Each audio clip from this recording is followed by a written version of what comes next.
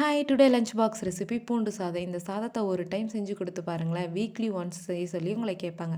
எப்படி செய்யலான்னு பார்த்துடலாமா? அதுக்கு ஸ்டவ் ஆன் பண்ணி பாத்திரத்தை வச்சு பாத்திரம் நல்லா ஹீட் ஆனதும் ஆயில் விட்டு கூடவே ஒரு டேபிள் ஸ்பூன் அளவுக்கு கீ சேர்த்து நல்லா காய விட்ட பிற்பாடு ஒரு கைப்பிடி அளவுக்கு பூண்டை நசுக்கி இது கூட சேர்த்துக்கலாம். லோ ஃப்ளேமில் வச்சு ஃப்ரை பண்ணி எடுத்துக்கோங்க.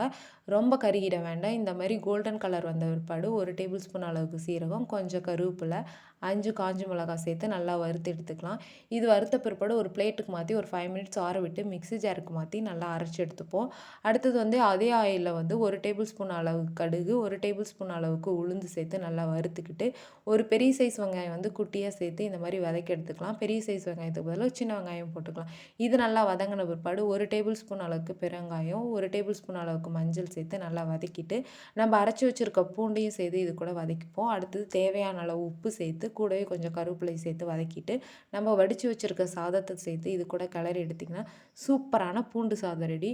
மறக்காமல் ட்ரை பண்ணி பாருங்கள். இது உங்கள் டெய்லி ரெசிபியாக ஆட் ஆகிடும். அப்படியே இந்த வீடியோ பிடிச்சிருந்துச்சுன்னா லைக் அண்ட் கமெண்ட் பண்ணுங்கள். நம்ம ஐடியா ஃபாலோ பண்ணிக்கோங்க. பாய்.